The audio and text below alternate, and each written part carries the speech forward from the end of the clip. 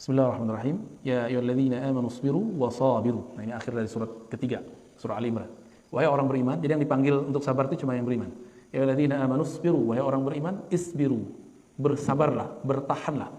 Wa sabiru, dan berwasiatlah satu sama lain dalam kesabaran. Nah, jadi kalau di rumah tangga, kadang kita yang sabar, kadang pasangan kita yang sabar. Kalau kita di komplek, ya, kadang kita harus nahan-nahan diri. Ada juga sabar yang jarang dibahas orang, sabar menahan dua hal, nikmat dan rahasia.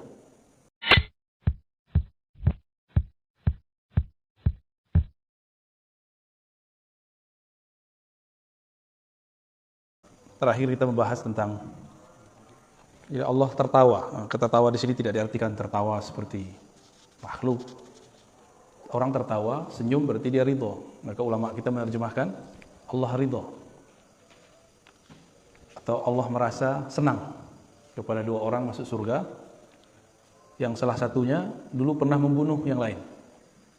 Yang dibunuh protes, ya Allah ini kenapa nih, yang bunuh saya juga masuk surga, ya.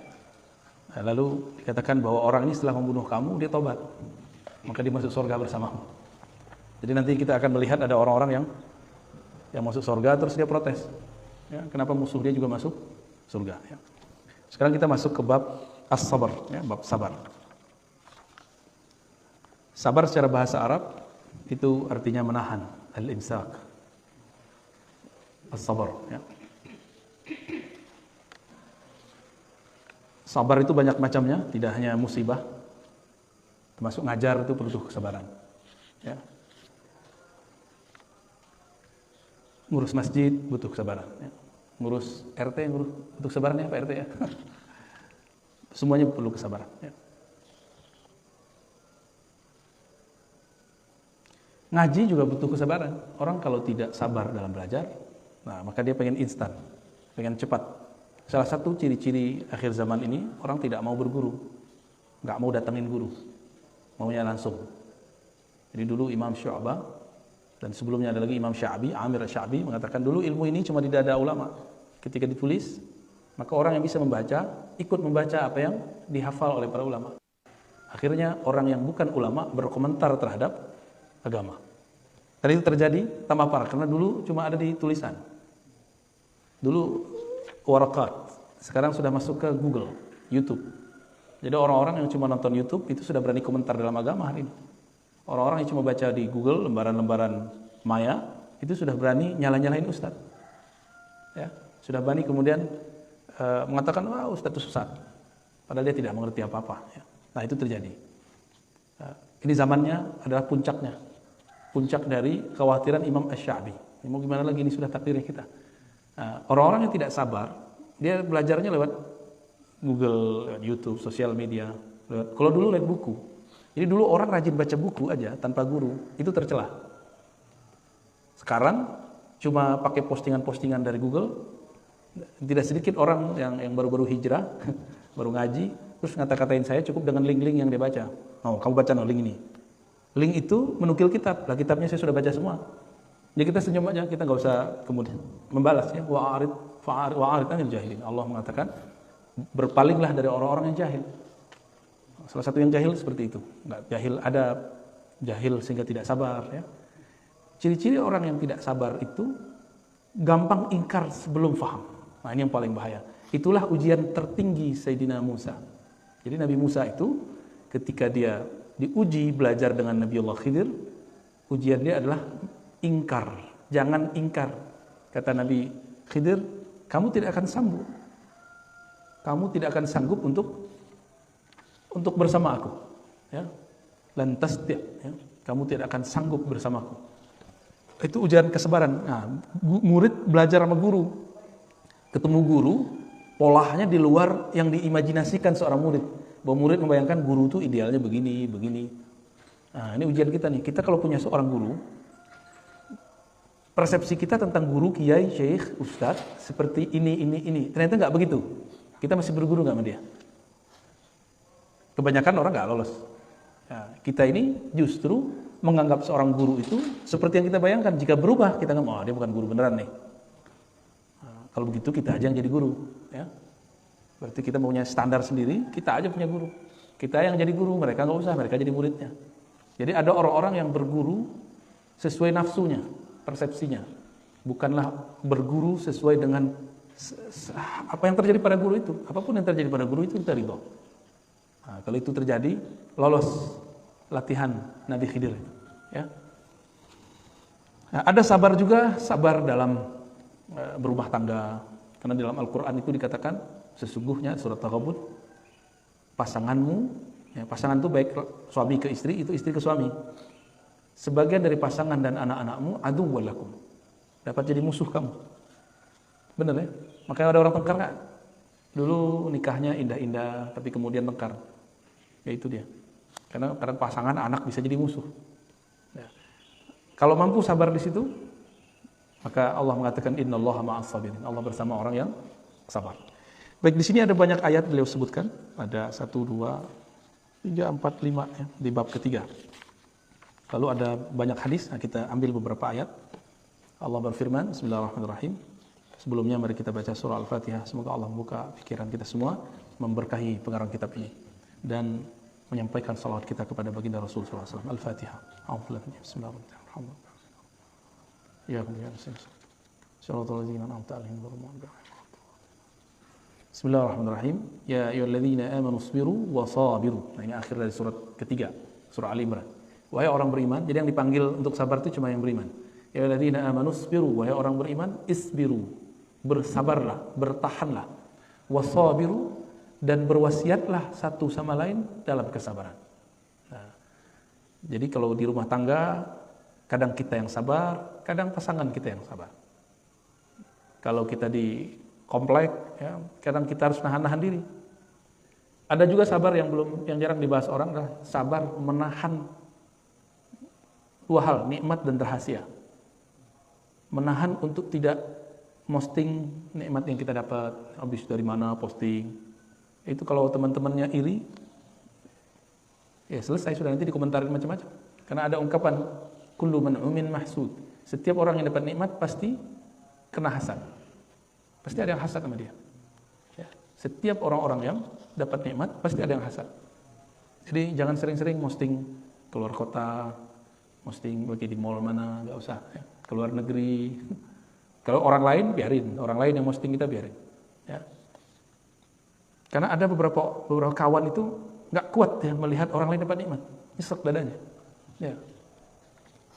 Tapi kita juga nggak akan berhenti menikmati hidup kita cuma karena ada orang hasad, gitu. Udah nikmati aja hidupnya. Ya, kira-kira begitu ya. Jadi tadi udah banyak istilah sabar tuh. Lalu ada sabar yang tadi as-sabru 'alal asrar. Sabar untuk tidak menyebarkan rahasia illa inda ahli, kecuali kepada ahlinya. Nah, ada orang-orang nggak sabar ngomong rahasia, dibuat channel di YouTube khusus bahas ilmu makrifat. Padahal ilmu-ilmu begitu nggak boleh disebar sembarangan. Kalaupun disebar, ada caranya. Dimulai dari analog. Jadi ilmu rahasia setinggi apapun itu bisa dijelaskan, tapi pakai analog. Karena di Quran itu analog itu banyak. Allah menyebutkan mathalul ladzina, masal ya, perumpamaan. Maka Imam Ibnu Qayyim nulis kitab namanya Al-Amsal, permisalan, analog ya. Nah, kadang-kadang kita nggak sabar. Ya. Ada kawan saya, sekarang dia manhaj dakwahnya agak berbeda ya. Dulu waktu dia berdakwah, dakwah di kapal, ada orang minum-minum. Assalamualaikum. Ada orang suka minum-minum. Langsung mau dia labrak itu orang. Namanya orang mabuknya masih separuh, itu bisa main golok. Udah hampir dibunuh itu, Ustaz. Karena nggak sabar ingkar kepada orang yang sedang mabuk. Jadi mau ingkar saja ada caranya, nggak boleh asal ingkar. Nah, maka di sini ada namanya ukuran kedewasaan jiwa. Ada kedewasaan ruh. Ruh itu dewasa kalau dia mampu menahan rahasia-rahasia Allah dan mengerti rahasia-rahasia Allah. Kalau jiwa yang sabar, itu menunjukkan jiwa itu sudah tua, sudah matang, walaupun tubuhnya masih muda. Ya, kan banyak orang udah tua badannya, tapi kesabarannya nggak ada. Ya, nggak sabar dari semua yang tadi. Baik. Nah, saya juga perlu kesabaran ngajar. Dulu waktu kita awal-awal ngaji, itu yang hadir cuma 3 orang. Ya, itu ada di Ciputat dulu. 3 orang, lama-lama jadi 13 orang, lama-lama jadi 30 orang. Maka kita nggak sedih juga orang ngaji berapa aja. Saya udah biasa. Orang sekali datang 3 ribuan, orang sekali datang 10 ribuan, itu udah biasa, udah sama rasanya. Udah hambar rasanya. Ya. Karena ngomongnya sama aja. Satu hal yang membuat kita senang. Jadi orang-orang kalau sabar adalah hiburan dari Allah. Setiap majelis yang kita buat itu dihadiri malaikat-malaikat Allah. Ya. Bapak ini buat majelis istiqomah aja. Itu malaikat ngabarin ke malaikat yang lain. Pengurus masjid itu kalau nggak sabar gawat itu. Ya. Jadi jadi guru, apa aja dimensi hidup kita harus punya as-sabr, ya, kesabaran. Nah, semoga sifat sabarnya ada dalam diri kita semua. Nah, sabar itu mesti diuji. Maka ada indikator-indikator untuk mengujinya. Ada media-media ya untuk mengujinya. Nah, nanti ada indikator kesuksesannya. Ya. Apa aja medianya? Nah, dalam surah Al-Baqarah ayat 155, media-media untuk menguji kesabaran. Medianya bukan sosial media ya. Perangkat-perangkat yang Allah siapkan untuk menguji kesabaran. Ayatnya kita sudah hafal semua barangkali. وَلَنَبْلُوَنَّكُمْ بِشَيْءٍ مِنَ الْخَوْفِ وَالْجُوعِ وَنَقْصٍ مِنَ الْأَمْوَالِ وَالْأَنْفُسِ وَالثَّمَرَاتِ وَبَشِّرِ الصَّابِرِينَ. Jadi pembuktian benar kan ya orang sabar.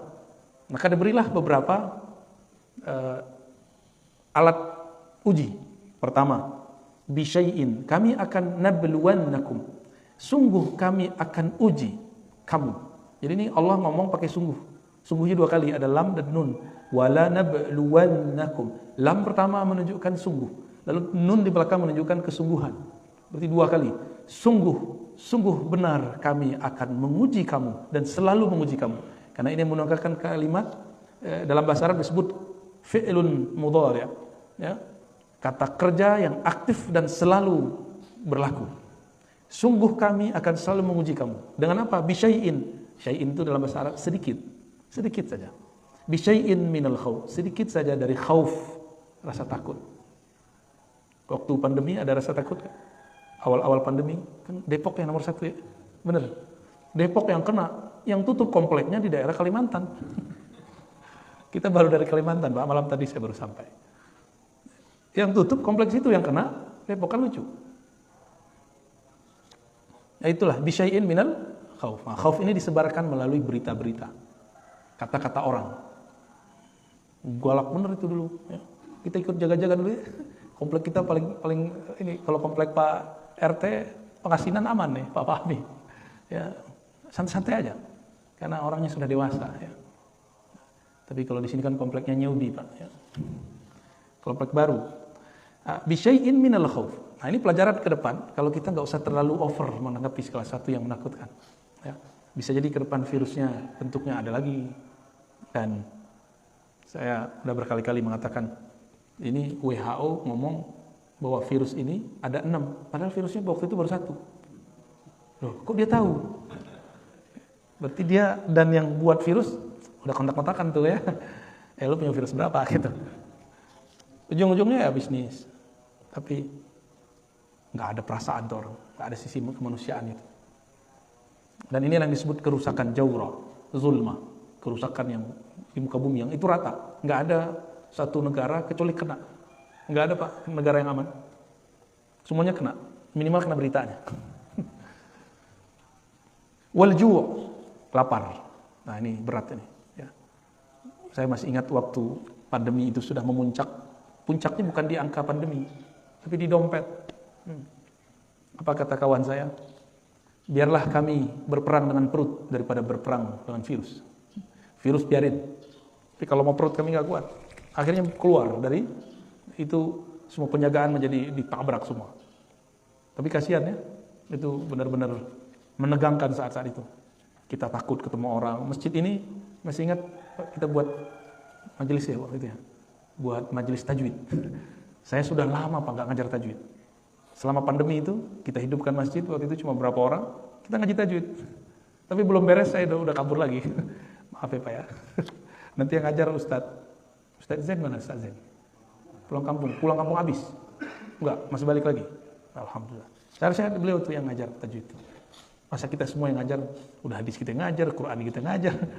Tajwid yang ngajar, tamak banget saya itu ya. Terpahala sama saya semua ntar. Wa naqsin minal amwal. Ya. dan kekurangan sedikit kuat, naksin min. Nah, ini menunjukkan sedikit kurang dari harta.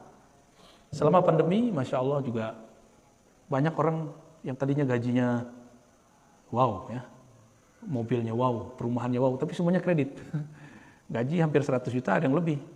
Pandemi, tiba-tiba menjadi nganggur, jobless. Itu rumah belum selesai, rumahnya gede. Jadi nggak kayak rumah kita, rumah kita kan kecil nih, sini standar lah ya. Mobilnya Masya Allah. Itu dia bingung, ya banyak juga yang stres. Maka kemarin itu lebih banyak orang meninggal karena stres daripada virus. Ini hemat saya lah ya.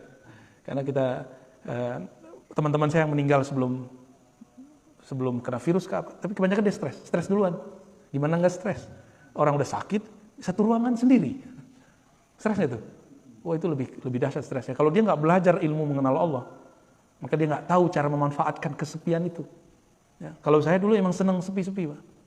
Jadi saya dulu waktu kecil itu dilatih untuk zikir sendiri, 40 hari 40 malam. Nggak boleh ngomong, kecuali sepentingnya. Kita cuma 3 tuh ya, di surau itu. Saya di tengah, di sudut teman saya, itu bertiga aja. Kita nggak ngomong-ngomong kecuali di waktu-waktu tertentu. Lampu yang dihidupkan cuma lampu kecil sekali. Sehingga udah terbiasa sepi. Kayak saya bilang ke orang di rumah, kita cari rumah yang agak ke hutan-hutan yuk. Nggak mau dia. Sudah terbiasa sepi gitu. Maunya di komplek. Kalau di komplek, urusannya komplek Pak ya. Wal anfus ya. Dan kekurangan jiwa, maksudnya mati. Nah, virus itu, inilah dalilnya. Kenapa mesti ada orang meninggal karena virus? Ini dalilnya. Bahwa memang akan selalu ada, apapun itu namanya, entahkah virus, entahkah musibah alam, bencana, apapun namanya, nanti akan terjadi. Mungkin kita akan menyalahkan virus, menyalahkan yang baru disuntikan ke kita itu apa? Vaksin. Itu kan konsep kita, Pak. Kalau ditakdir Allah, orang ini meninggal tanggal sekian, hari sekian. Dibuatlah sejarahnya, biar nggak terlalu mencolok, dia meninggal setelah kena virus, atau setelah dimasukin. Ya, itu cuma jangan ketipu, jangan salahkan siapa-siapa. Ya, kenapa saya katakan begitu?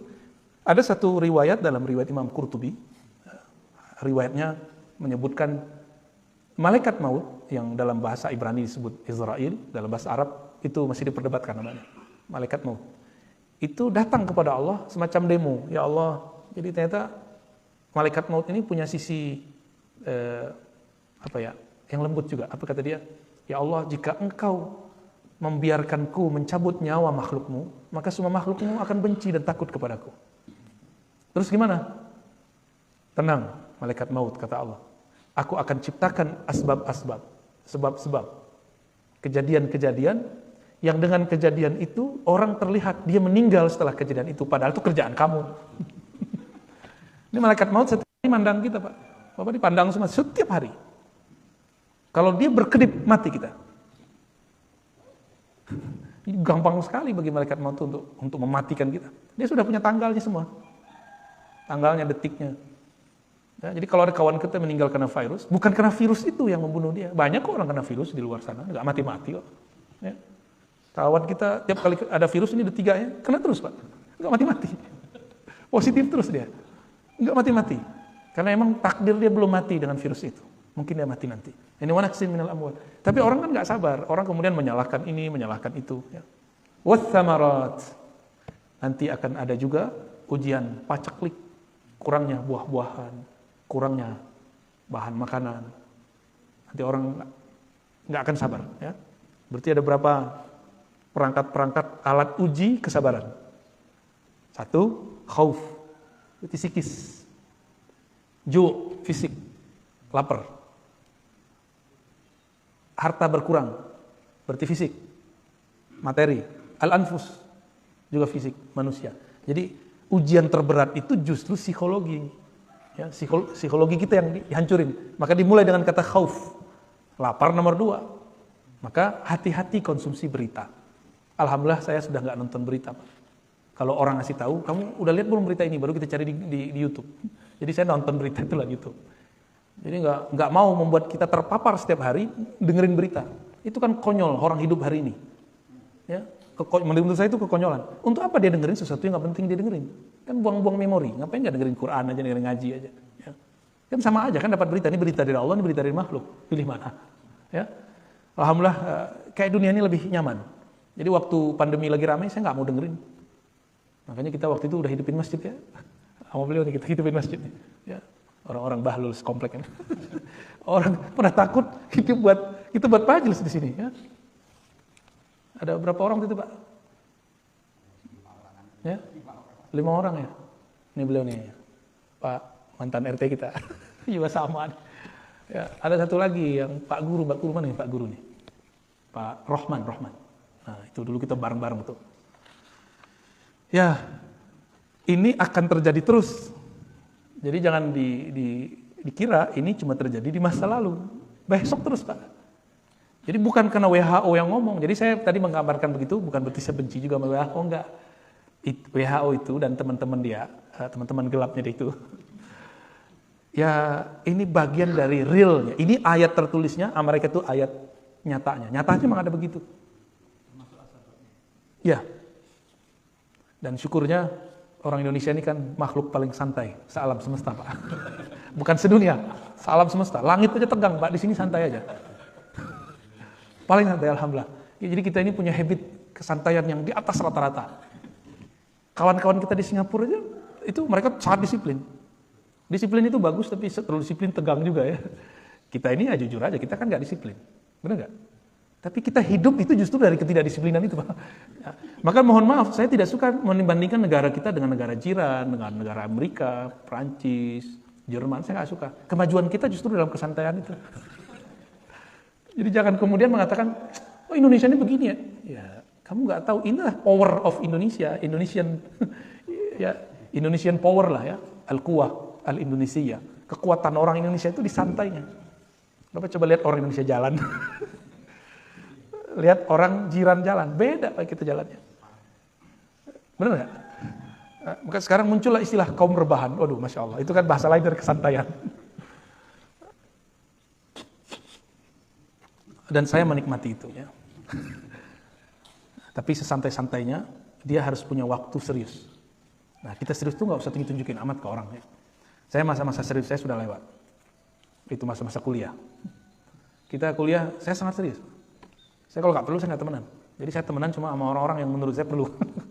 Egois banget kan. Jadi kalau nggak penting, udah saya pulang. Pulang, dari dulu itu kita cuma baca. Kalau saya agak mumet, saya nonton film kungfu. Nanti udah selesai masuk terus. Begitulah terus. Jadi hidup itu kayak begitu aja. Cuma emang itu saya niatkan untuk masa depan. Jadi bagi saya, biarlah tidak kerja sambil kuliah. Saya sabar dulu duit sedikit. Sabar dulu nggak pacaran kan? Kawan kita nggak sabar, dia pacaran duluan. Sabar dulu. Ya. Sabar semua orang jalan-jalan, kita nggak jalan-jalan. Untuk apa? Saya berpikir masa setelah kita nanti, setiap hari itu kesibukan akan nambah.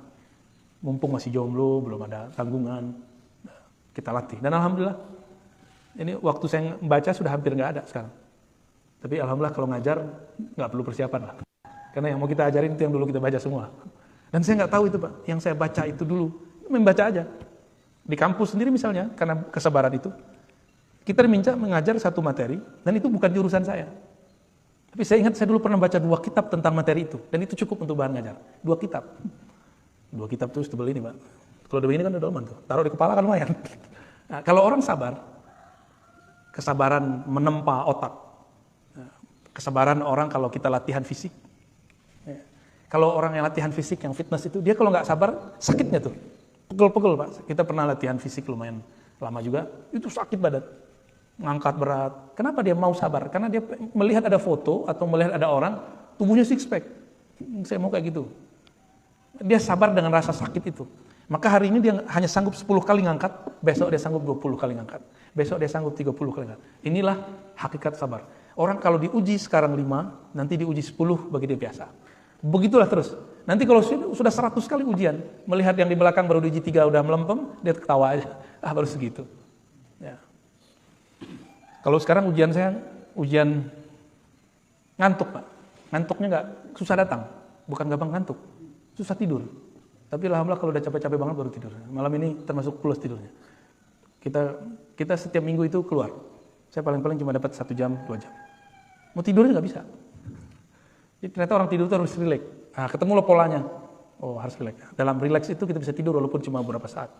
Rileks itu kalau bagi psikolog mungkin dengan cara conditioning. Tapi kita kan belajar zikir. Ternyata dengan zikir itu lebih dahsyat. Gitu. Maka orang yang tidurnya 1 jam, tapi dalam zikrullah itu sama seperti orang yang tidur 8 jam. Ini dia saksinya nih. Ya. Udah nyaksiin kalau kita kurang tidur kita biasa-biasa aja. Innama yuwaffas sabirun. Nah, sebelumnya ada lafaz wabasyiris sabirin. Dan beri kabarlah, kabar gembira terhadap orang-orang yang sabar. Kenapa? Tadi, jika dia kuat diuji sekarang 5, besok dia diuji 10. Nanti dia melihat yang 5 itu biasa banget. Ya. Ini contohnya Bapak nih. Melihat anak-anak kita sekolah, bagi anak sekolah, pelajaran dia sudah musibah besar itu. Ya. Selama pandemi kita jadi tiba-tiba mendadak jadi guru ya.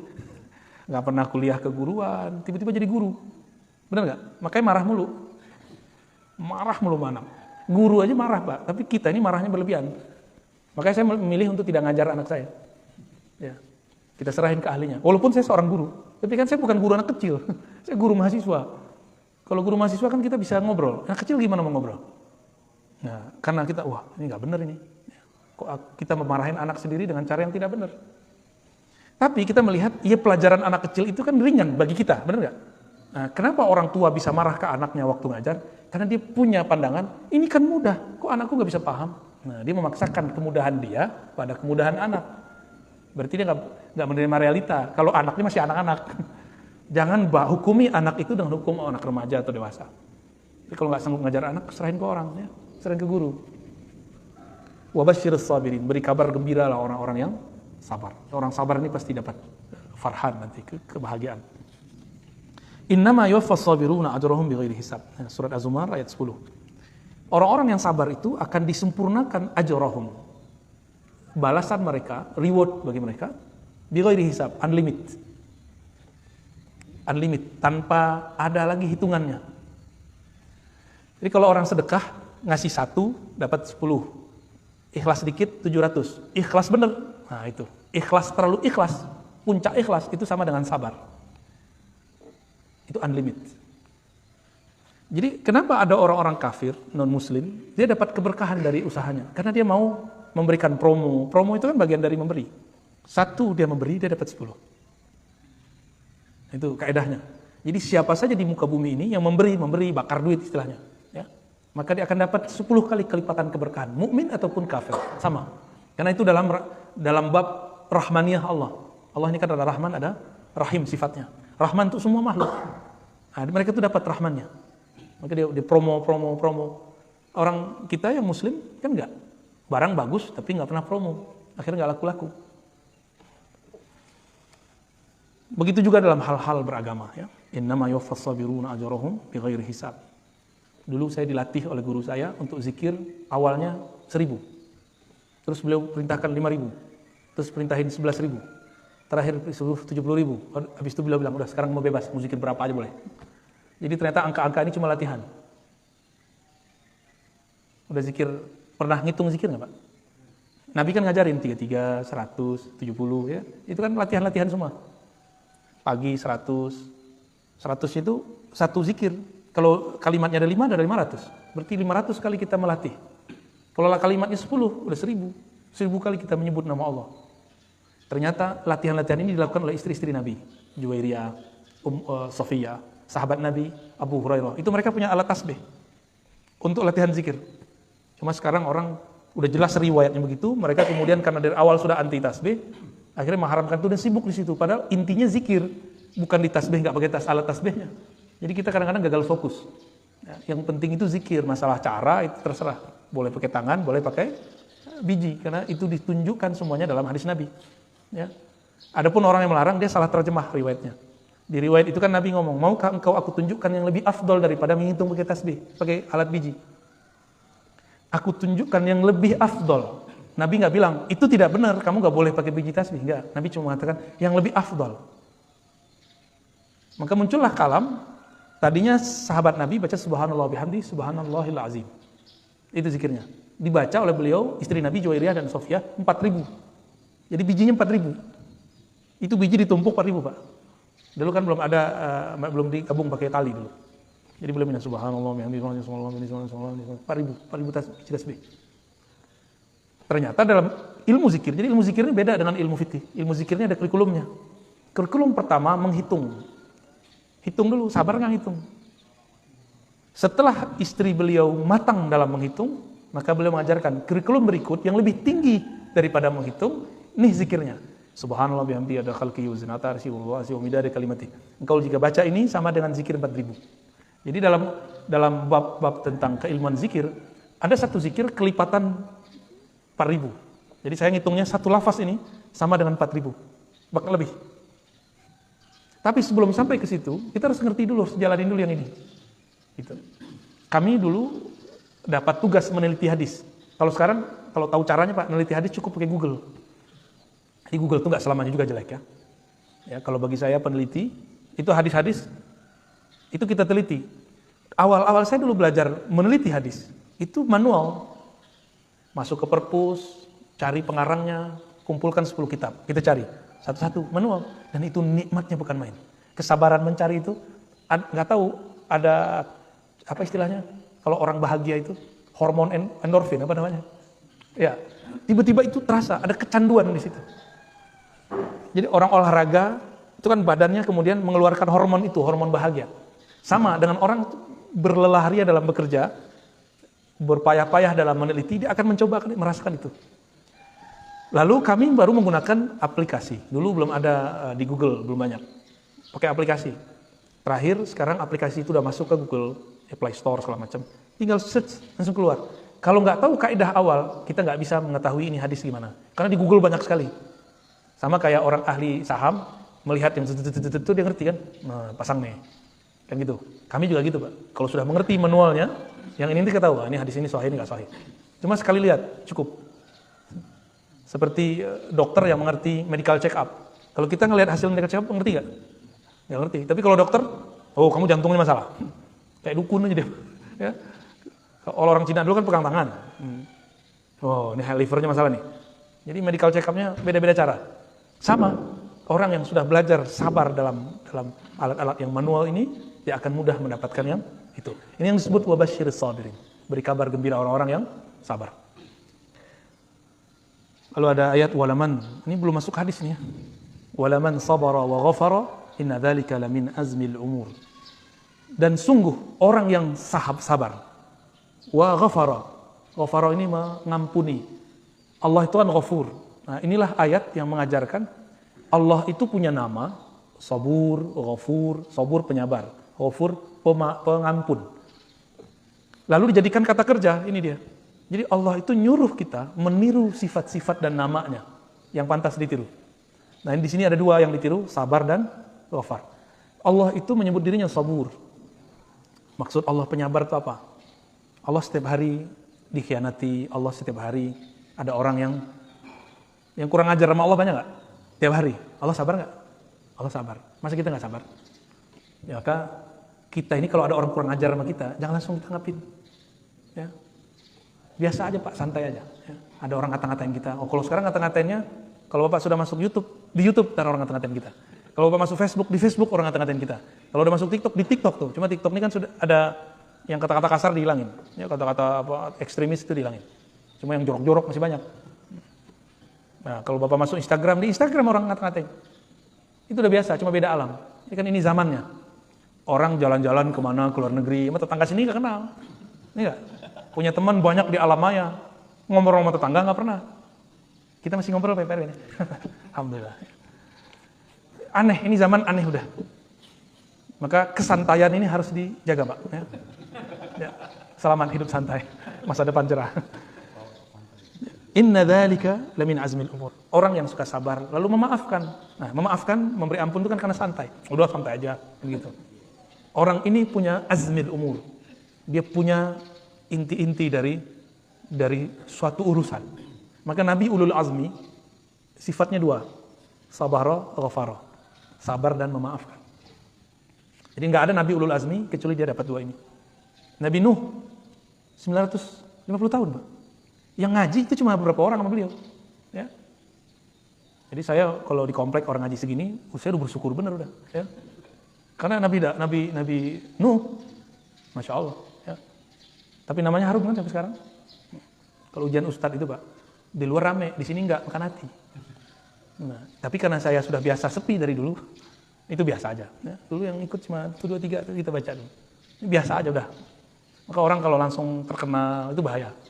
Kan sekarang banyak orang yang nggak sabar untuk syuhrah. Nah, ini kalau terjadi, maka adalah ustadz stres. Pernah udah ngeliat ustadz stres belum? Saya udah ketemu ada ustadz stres, gila udah miring. Ngomong-ngomong sendiri, kayak ceramah sendiri.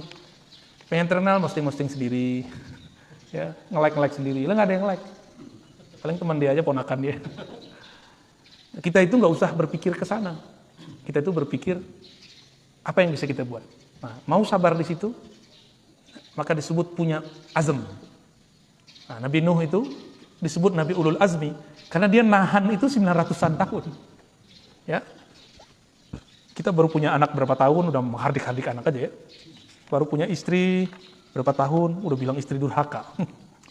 Baik, ista'inu bis sabri was salah innallaha ma'as sabirin. Ini orang banyak nanya, cara khusyuk gimana? Nah, coba lihat ayatnya. Ista'inu, minta tolonglah kepada Allah dengan sabar dan salat. Bukan salat dulu, sabar dulu. Sabar dan salat. Sabar berilmu, sabar ngaji. Ini banyak sekali yang minta talqin zikir sama saya. Kita bilang, metode saya ngajar bukan langsung talqin. Talqin zikir itu membimbing orang membaca nama Allah. Enggak, yang pertama itu ngaji dulu. Sabar dulu ngaji. Karena orang yang sabar bersama Allah. Kalau sudah bersama Allah, salat khusyuk enggak? Jadi cara khusyuk bukan dengan cara aneh-aneh. Sabar aja. Sabar ngaji, sabar zikir, sabar ngaji, sabar mujahadah, sabar khidmah. Kalau sudah sabar semua, takbir langsung bersama Allah. Karena orang sabar itu selalu bersama Allah. Innallaha ma'as sabirin. Surah Al-Baqarah 193. Jadi metode khusyuk paling cepat, sabar. Gak perlu belajar thariqat aneh-aneh. Gak perlu belajar pelatihan ini, pelatihan itu. Sabar aja. Tapi sabar versi Allah, bukan sabar versi kita. Kita kan sering ngomong, aku udah sabar tapi kok enggak, berarti belum sabar. Ya.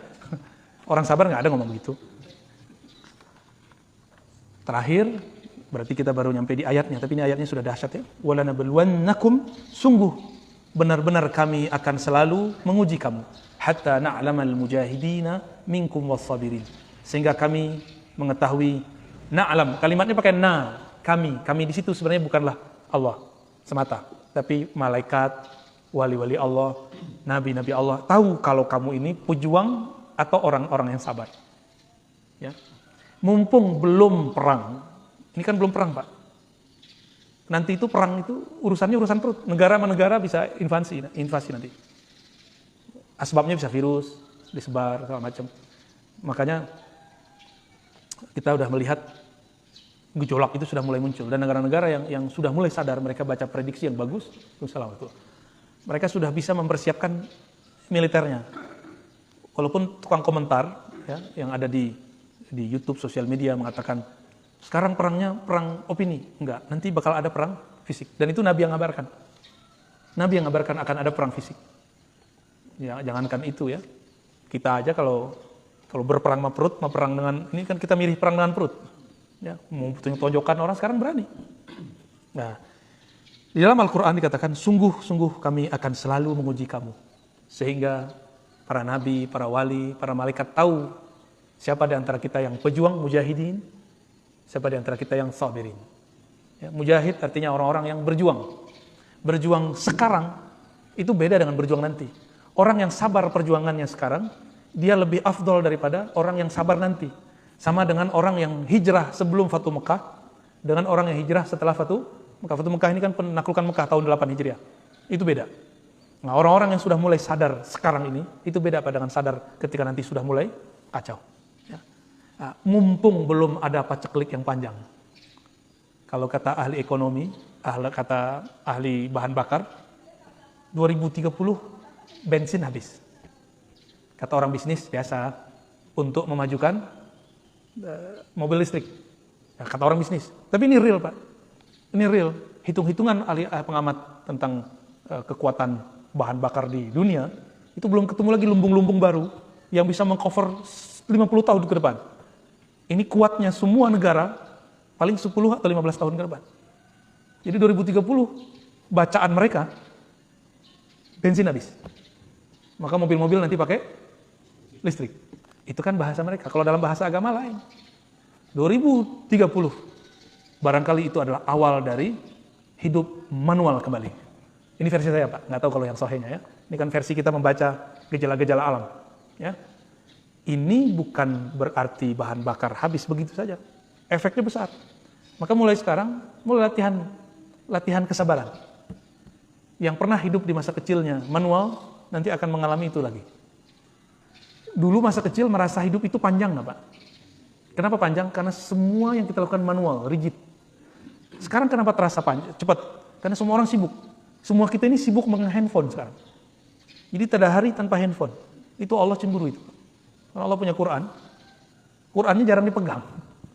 Benar nggak? Kita tidur aja ditemenin. Ya. Bangun tidur, yang pertama dicari bukan bini, bukan suami. Ya, yang pertama dicari HP. Cemburu nggak, Mas? Ya, Pak, istri kita bangun, yang dicari handphone. Nggak cemburu ya? Oh, kalau saya cemburu. Tapi mau gimana lagi ya? Kita ini cuma ke Indomaret di depan, naik motor, benar nggak? Gimana kamu sehat? Ya, wajar kemudian asam urat. Ya. Betul-betul aneh Pak hari ini. Bener-bener aneh. Ini kan lagi naik nih. Zaman-zaman rebahan ini lagi naik. Nanti ada muncul turun. Dan 2030 itu kalau prediksi pakar-pakar itu, kalau versi saya adalah awal dari manual, kalau versi mereka kehabisan bahan bakar. Wallahu a'lam bissawab. Semoga kita diberikan kesabaran oleh Allah Subhanahu wa taala ya. Dan di hadis dikatakan as-sabru dia, sabar itu pelita. Maksudnya di saat orang semua panik, orang sabar dia otaknya masih terang. Kalau kita lampu padam gimana? Panik. Orang sabar lampu dunia padam, dia masih tetap sabar. Ya. Kira-kira demikian kajian kita pagi ini. Semoga Allah berkahi, semoga Allah istiqomahkan ya. Semoga bulan depan masih bisa istiqomah. Amin ya rabbal alamin. Ya, wassallallahu ala sayyidina Muhammad. Subhanakallahumma wa bihamdika asyhadu an la ilaha illa anta astaghfiruka wa atubu ilaik. Allahumma bika asbahna, bika amsayna, bika nahya, bika namut wa ilaika nusyur. Walhamdulillahirabbil alamin.